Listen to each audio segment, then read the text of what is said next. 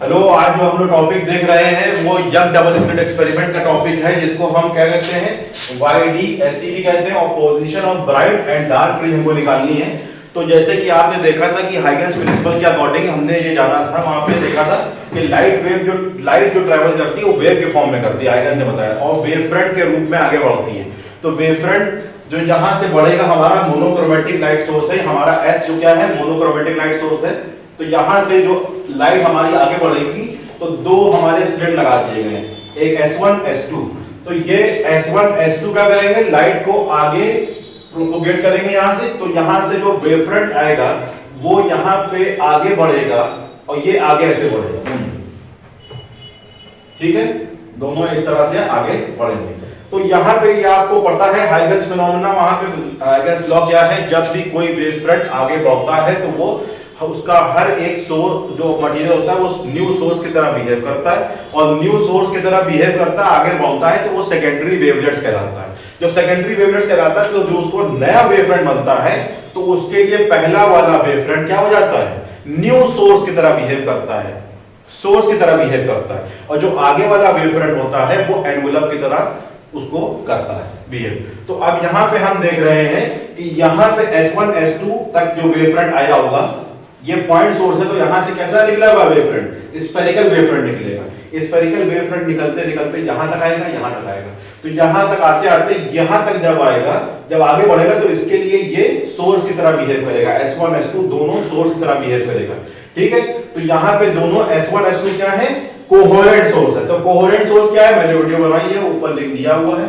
Coherent source क्या है वहां पे आप जाके देख लीजिए। तो S1 S2 दोनों कोहेरेंट सोर्स हैं। अब ये यहां से माना है यंग डबल स्लिट एक्सपेरिमेंट में कि दोनों लाइटें जहां पे मिल रही है वो क्या है, वो P पॉइंट है, वो B पॉइंट से X डिस्टेंस पर रखा हुआ है। अब यहां पे हमने ये भी बताया है, लास्ट में हम वीडियो में आपको लिंक दे देंगे, आप वहां से देखिएगा इंटरफेरेंस पैटर्न कैसे बनता है। जब दो लाइट वेव सेम फेज में आती हैं तो कंस्ट्रक्टिव इंटरफेरेंस बनता है, जब दो लाइट वेव अपोजिट फेज में रहती हैं तो वो डिस्ट्रक्टिव इंटरफेरेंस बनता है। तो डिस्ट्रक्टिव इंटरफेरेंस में डार्क फ्रिंज बनती है, कंस्ट्रक्टिव इंटरफेरेंस में ब्राइट फ्रिंज बनती है। तो ये एक्सपेरिमेंट परफॉर्म किया गया है। आप ये मान लीजिए कि अगर यहां पे अगर हमने एक कार्डबोर्ड लगा दिया है और इस कार्डबोर्ड के ऊपर दो छेद कर दिए हैं, तो दो छेद कर दिए, यहां पे एक बल्ब लगा दिया है, तो अब यहां से जो लाइट रे आएगी वो दो छेद से निकल के आएगी। तो जो दो छेद से जो लाइट रे आगे बढ़ेगी, वेवफ्रंट जो बढ़ेगा उसके लिए सोर्स कौन होगा, वो दो स्लिट्स यानी दो छेद, दो पॉइंट जो वहां पे हमारे ऑब्जेक्ट हैं, जो स्लिट है वही तो सोर्स होगा। अब जब लाइट आगे बढ़ेगी, ये मान लीजिए स्क्रीन है, तो यहां से हमें क्या मिलेगा, यहां ये अगर स्क्रीन हम मान लेंगे तो हमें मिलेगा bright dark bright dark bright dark, ये मिलती चली जाएगी। तो इस तरह से हमें यहाँ पे ब्राइट डार्क हमें एक पैटर्न मिलेगा, जिसको हमने कहा है इंटरफेरेंस पैटर्न। आपको मैंने लिंक आखिर में दे दूंगा, वहां से आप देखिएगा। तो अब यहां से जब लाइट रे चलेगा तो हमने ये माना या तो P पे हमारा बनेगी ब्राइट फ्रिंज या तो डार्क फ्रिंज, दोनों में से कोई भी एक बनेगी, ठीक है। तो अब ये हमने मानी। अब यहां पे देखिए S1P और S2P, अब डेरिवेशन हम लोग चल रहे हैं। तो अब S1P और S2P, इन दोनों में डिफरेंस क्या है, यानी इन दोनों के पाथ में क्या डिफरेंस है। पाथ इसका क्या है S2P, इसका पाथ क्या है S1P। तो अब S2P का पाथ ज्यादा है, S1P का पाथ क्या है, वो कम है। भाई देखने मिल रहा है, S1P का पाथ क्या है, कम है, और S2P का पाथ ज्यादा है। लाइट रे का जो पाथ ट्रेवल कर रहा है वो ज्यादा है। तो अगर हमें इन दोनों का पाथ बराबर करना है, इन दोनों लाइट वेव का पाथ बराबर करना है, तो क्या करेंगे, हम S1 से एक परपेंडिकुलर ड्रॉप कर देंगे इस वाले लाइट वेव पे, ठीक है। अब जब इस पे परपेंडिकुलर ड्रॉप करेंगे तो A पॉइंट हमने उसको मान लिया, हमने उसको क्या मान लिया, A पॉइंट हमने उसको मान लिया। अब अगर हम देखें AP बराबर है S1P के, AP बराबर है S1P, ये हमने इसीलिए यहां पे परपेंडिकुलर ड्रॉप किया है। तो ये 9th क्लास में थ्योरम भी पढ़ाई जाती है कि अगर हमें दो रेस को अगर हमें पैरेलल करना है तो कैसे पैरेलल करेंगे, एक अगर रे बड़ी है दूसरी रे अगर छोटी है तो वहां से हम एक परपेंडिकुलर ड्रॉप कर देंगे। तो परपेंडिकुलर ड्रॉप कर दिए, जितनी डिस्टेंस इसकी उतनी डिस्टेंस ऊपर वाले की, ए बी बराबर S1P हो गया। अब अगर यहाँ पे ए थीटा है तो अब इस वाले ट्रायंगल को अगर हम लें और इस वाले ट्रायंगल को लेकर अपनी कैलकुलेशन करें, S1 A S2, ये एक राइट एंगल ट्रायंगल दिख रहा है आपको, S1 A S2, ये एक राइट एंगल ट्रायंगल है। तो थीटा के सामने वाला जो साइड होता है वो कौन सा होता है, परपेंडिकुलर होता है। तो अगर यहाँ पे हमें ये पता, अगर ये हमें निकालना है, हमारा S2 क्या है, वो पाथ डिफरेंस कहलाएगा, S1P S2P। अब S2P माइनस S1P अगर करेंगे, S2P से अगर हम इसको माइनस करेंगे S1P को, तो हमें क्या मिलेगा, हमें S2A मिल जाएगा। देखो S2P में से माइनस किया S1P, तो बचा क्या, ये तो बचा, S2A तो बचा, S2A बचा, ठीक है। S2P माइनस S1P कितना बचा, यही तो बचा, S2A बचा, S2A हमने लिख दिया। तो अब ये क्या कहलाएगा, S2A क्या कहलाएगा, पाथ डिफरेंस कहलाएगा, पाथ डिफरेंस कहलाएगा। तो अगर हम देखें S1A S2 अगर ट्रायंगल देखें तो क्या आएगा भाई, अगर sin थीटा निकालें यहां से तो क्या आएगा, sin थीटा निकालेंगे तो क्या आएगा, परपेंडिकुलर अपॉन हाइपोटेन्यूज। तो परपेंडिकुलर कितना है मेरे पास, S2A, हाइपोटेन्यूज कितना है, ये इसकी जो स्लिट की डिस्टेंस है वो क्या है, स्मॉल डी यहां है, इसको हमने कह दिया इक्वेशन नंबर 1, ठीक। अब हम क्या करें, अब हम यहां पे जब थीटा ये है तो बहुत ही ध्यान से पूर्वक देखिए, अगर थीटा ये है तो अगर हम यहां पे एक ये परपेंडिकुलर ड्रॉप करें तो थीटा ये है तो ये परपेंडिकुलर हो गया, 90 डिग्री हो गया। इसको मैं यहां पे छोटा है इसलिए हम इसको यहां पे बना के दिखा रहे हैं आपको।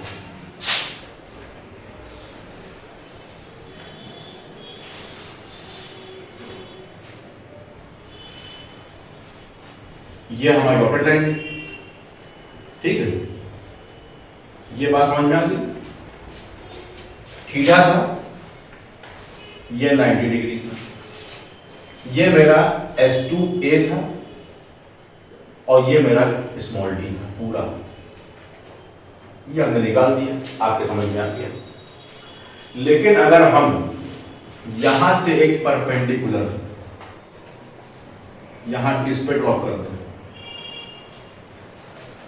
ठीक है, यहां पे एक परपेंडिकुलर यहां से नहीं तो ये आएगा। हमने भाई इसी को बड़ा करके दिखा, आपको बता रहे हैं वहां पे। तो ये परपेंडिकुलर हमने कहा इस पे ड्रॉप करेंगे, तो अगर ये थीटा है तो ये 90 डिग्री हो जाएगा, ये 90 डिग्री होगा, तो ये थीटा, ये 90, तो ये कितना एंगल होगा, ये वाला एंगल कितना होगा, 90 माइनस थीटा, 90 माइनस थीटा, और ये वाला एंगल कितना होगा, थीटा हो जाएगा। क्यों, क्योंकि पूरा कितना है, ये पूरा कितना है, ये पूरा 90 है। अगर ये 90 माइनस थीटा होगा तो ये क्या हो जाएगा, थीटा हो जाएगा, ये क्या हो जाएगा, थीटा हो जाएगा। तो ये वाला एंगल थीटा हो जाएगा। बात समझ में आ गई, ये वाला एंगल क्या हो जाएगा, थीटा हो जाएगा। तो अगर हम इसको ऐसे मिला दें, इसको ऐसे मिला दें, ठीक है, इसको हमने ऐसे मिला दिया, ये तो एक ट्रायंगल आप देख रहे हैं बन गया है PCB, एक ट्रायंगल बन गया। ये थीटा एंगल है, ये थीटा एंगल है भाई, ये एंगल कौन सा है, थीटा, ये वाला एंगल, ये वाला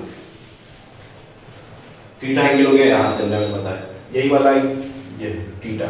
तो अब PCB एक एंगल लेंगे, ट्रायंगल है PCB, तो क्या हो जाएगा, PCB, तो C एंगल भी थीटा है, तो अगर हम यहां tan थीटा निकालें तो क्या होगा, tan थीटा क्या होता है, परपेंडिकुलर अपॉन बेस, तो परपेंडिकुलर अपॉन बेस क्या है, D, एक्स बाय डी।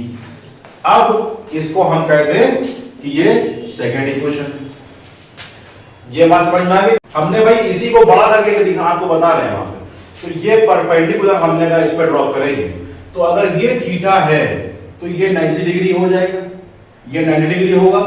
तो ये थीटा, ये 90, तो ये कितना एंगल होगा? ये वाला एंगल कितना होगा? 90 माइनस थीटा, 90 माइनस थीटा। और ये वाला एंगल कितना होगा?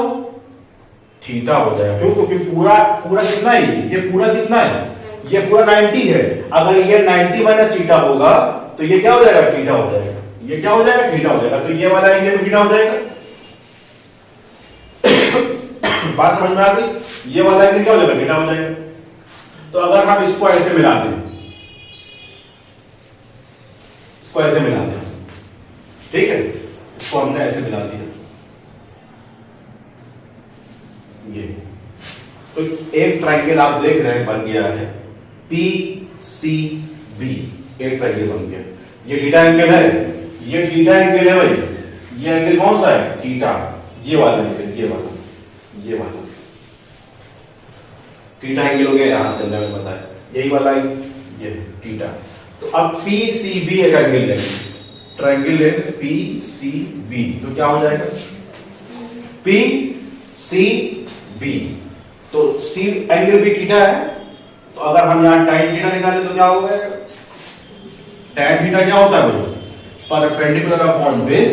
तो परपेंडिकुलर अपॉन बेस क्या है? D, x by D. अब इसको हम कहते हैं कि ये सेकेंड इक्वेशन। ये बात समझ में आ गई? थोड़ी सी ज्योमेट्री है, कैलकुलेशन, बस बाकी पूरी डेरिवेशन आसान है। तो जिसको अगर थीटा समझ में ना आया हो तो उसको दोबारा से हम उसको समझा सकते हैं। यहाँ पे देखिए, जैसे थीटा ये था मेरा, ये थीटा था, हमने यहां से परपेंडिकुलर ड्रॉ किया तो ये मेरा 90 डिग्री हो गया। अगर ये 90 थीटा है तो angle of the triangle is equal to sum of the angle of the triangle is equal to 180 degree. तो यहां से 180 डिग्री होगा तो ये क्या हो जाएगा? 90 माइनस थीटा हो जाएगा। ये 90 माइनस थीटा हो जाएगा। तो अगर ये 90 माइनस थीटा है, ये क्या है? 90 माइनस थीटा। तो ये पूरा 90 है, तो ये क्या हो जाएगा? थीटा हो जाएगा। इसलिए हमने इसको थीटा लिया। तो यहां से हमने थीटा निकाल लिया। अब जब इंटरफेरेंस मेरा होगा तो बहुत ही छोटे पैटर्न पे होगा और उसका जो एंगल होगा वही बहुत माइन्यूट होगा। तो इसलिए साइन थीटा, अगर थीटा बहुत स्मॉल है तो हम उसको कह देते हैं वो थीटा के बराबर है। tan थीटा, अगर थीटा वेरी स्मॉल है तो उसको कहते हैं वो थीटा के बराबर होगा। तो जब यहां दोनों if theta is very small then sine theta और tan थीटा दोनों बराबर हो जाएंगे, किसके? थीटा के बराबर हो जाएंगे। तो आप जब दोनों थीटा के बराबर हैं तो थीटा की वैल्यू ये भी आ जाएगी S2A अपॉन डी और थीटा की वैल्यू ये आ जाएगी x अपॉन डी। दोनों थीटा के बराबर आ गई। अब जब ये भी थीटा के बराबर, ये भी थीटा के बराबर, तो क्या हम करेंगे? दोनों को इक्वेट कर देंगे, दोनों को कंपेयर कर देंगे। S2A upon D is equal to x by capital D। बस काम खत्म। तो क्या किया भाई हमने क्या किया? x की अगर यहां से वैल्यू निकाल लें, पोजीशन क्या है? सेंटर से पोजीशन क्या है इसकी? x। P पॉइंट की पोजीशन क्या है? x। तो P पॉइंट पे क्या बन रहा है? ब्राइट फ्रिंज बन सकती है। ये ऊपर लिखा है position of bright and dark fringe. तो ब्राइट फ्रिंज बन सकती है और डार्क फ्रिंज बन सकती है। तो अब क्या x की वैल्यू कैसे निकालेंगे भाई? x की वैल्यू कैसे निकालेंगे? x तो ये रखा और S2A into D upon small D हो गया। यहां तक बात समझ में आ गई? इसको नोट करो पहले।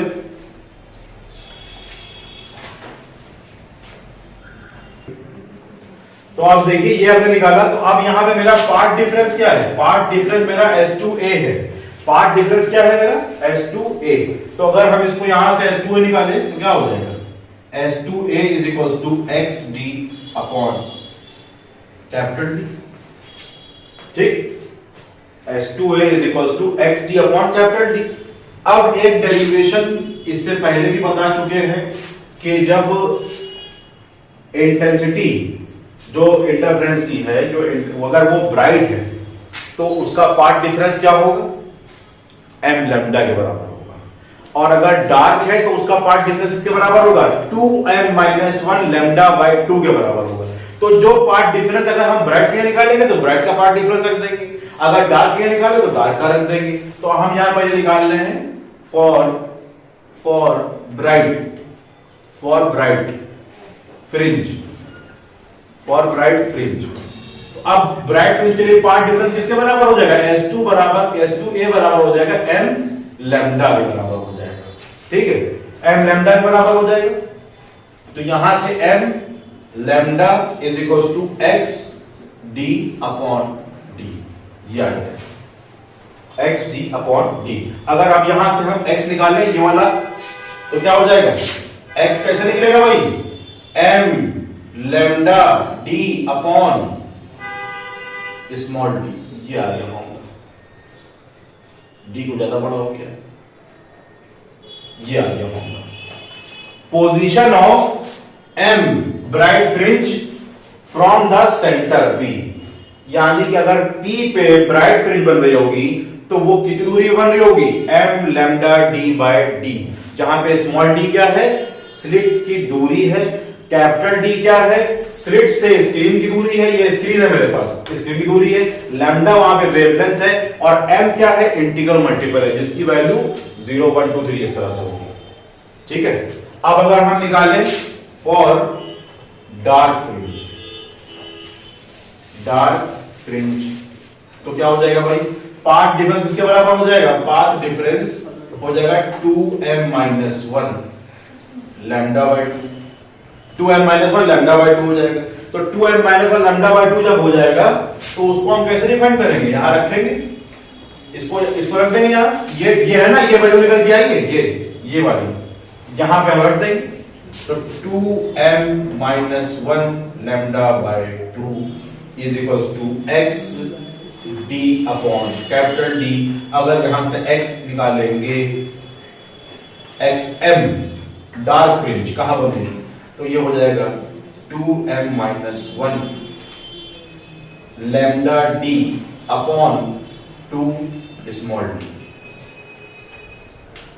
ये आगे झाड़ों के साथ, ये भी आगे झाड़ों के साथ। ये डेरिवेशन बहुत ज्यादा इंपॉर्टेंट है, और इसमें जो ये वाला पार्ट है ये m लैम्डा होगा, इसमें 2m माइनस 1 लैम्डा होगा, तो ये डार्क फ्रिंज का पार्ट डिफरेंस है, ये ब्राइट फ्रिंज का पार्ट डिफरेंस है। तो पाथ डिफरेंस का मेरा निकल गया था S2A, यही तो पार्ट डिफरेंस निकल गया था S2A। तो हमने पाथ डिफरेंस को ब्राइट वाले को ब्राइट के साथ कर दिया, पार्ट डिफरेंस अगर ये मान लो डार्क है तो डार्क वाले को बराबर कर दिया, क्योंकि यही तो हम बता दें कि P पॉइंट पे या तो ब्राइट बनेगी या तो डार्क बनेगी। अगर ब्राइट बनेगी तो उसकी डिस्टेंस ये होगी, अगर डार्क बनेगी तो उसकी डिस्टेंस सेंटर से ये होगी। ये पूरी इसकी डेरिवेशन है, समझ में आई बात आपके? ओके,